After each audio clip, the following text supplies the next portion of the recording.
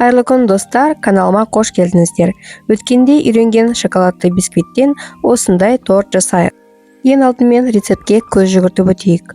Жұмыртқа, қант, одан кейін сұйық май мен сүт. Келесі кезекте бізде құрғақ ингредиенттер. Осылай кезек-кезек 3 бөлікке бөліп, қолымызбен қосып аламыз да, одан кейін миксерге тек біріккенше ғана араластырамыз. Біздің массамыз сұйық болғандықтан, оны 2 кольцоға бірдей тең бөліп құйып пісіреміз. Духовкада 30-35 минут. Құрғақ шпажкаға тексеріп отырыңыз, сіздің пешіңіздің температурасы басқа болуы мүмкін. Достар, бұл жерде мысал ретінде көрсете кетейін. Егер масса тең бөлінбесе, 2 қамырдың пісу уақыты әртүрлі болады. Сондықтан қамырдың пісуін мұқият қарап отырыңыздар. Суыған қамырымызды осылай пышақпен бөліп алып шығамыз. Міне осындай ылғалды, жұмсақ болып піседі. Бұл жерде 2 қамырда тең. Одан кейін ыңғайлы әдіспен бөліп аламыз. Осындай 2 қамырдан сіздерде 6 бөлік шығады. Тең әдемілеп жасап білесіз.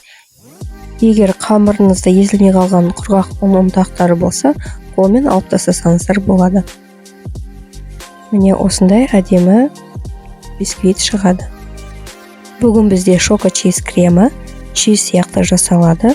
Ингредиенттер міндетті түрде салқын болу керек. Миксерлеріңіздің венчигі түбіне дейін жетпесе, міндетті түрде тоқтатып, осылай бір араластырып алыңыз. Әйтпесе түбінде қант араласпай қалады. Енді біздің ингредиент ол какао.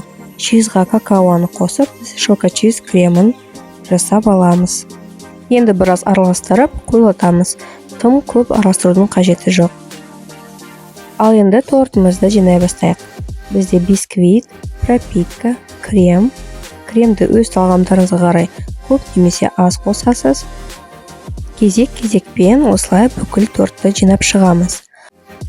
Екінші бисквиттен кейін кремнан кольцо жасап, видеодағыдай начинкамызды қосамыз. Менде бүгін карамель.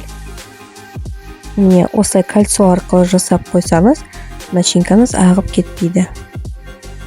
Начинкамыз салып болғаннан кейін креммен үстінен тағы да біраз жабыңқыраймыз. Одан кейін әрі қарай барлық корждарды жинап шығамыз.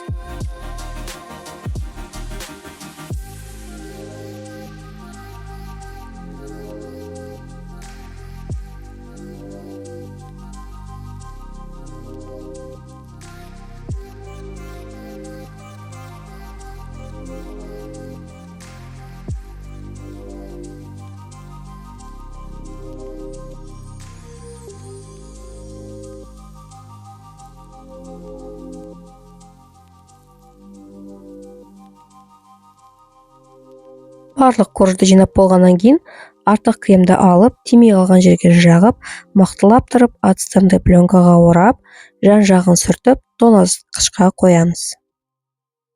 Өткенде айтқандай, тоңазытқышта торттарыңыз 1 түн немесе 5-6 сағат тұрғаны абзал. Одан әрі сыртындағы обтяжка кремін жасап, осылай сыртын қаптап шығамыз. Ол крем рецептін жеке видеомен түсіріп беремін.